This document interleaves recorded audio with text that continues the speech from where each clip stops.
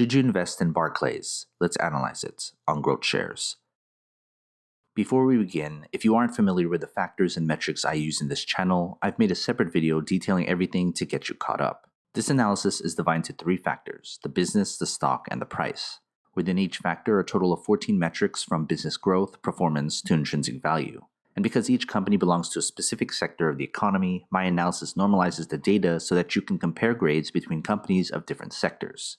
Each of the 3 factors and 14 metrics are given a grade from 1 to 100, with 51 to 60 being considered average. When we've got all 3 factors graded, we combine them to get our final grade. Most companies will fall into that average range, since most companies are indeed average long-term investments.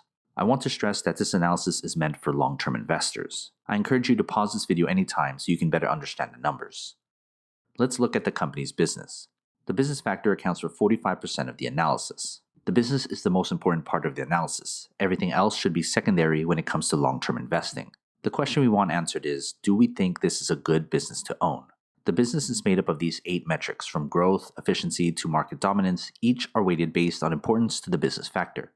So here are the 8 metric grades for the company. And when we put them together, we get the company's business grade. Now you know whether this is a good business to own or not. So let's then look at the stock. The stock factor accounts for 35% of the analysis.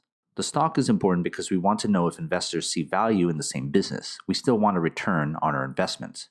The question we want answered is, will the stock grow sufficiently to justify an investment? The stock is made up of these 5 metrics, from performance, dividends, to Wall Street analysis. Each are weighted based on importance to the stock factor. So here are the 5 metric grades for the company. And when we put them together, we get the company's stock grade. Now that we know the business and the stock, we want to then look at the price. The price factor accounts for 20% of the analysis. The price is important because it tells us whether the company's stock price is attractive enough for us to buy in. The question we want answered is, what is the most we'll pay for the company's stock? The price is made up of only one metric, the intrinsic value, or fair value price of the company's stock. Here's the company's price grade and fair value price per share.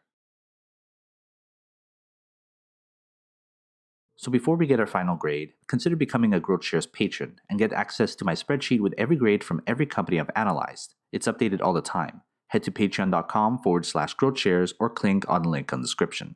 Let's put our 3 factors together to get our company's final grade. And here is our company's final grade. This analysis uses public financial data and a proprietary algorithm to come up with the company's grades. But what are your thoughts? Do you agree? Comment below. Want to talk business? Email me and follow the instructions on the screen. Invest wisely, and as always, take care of your money.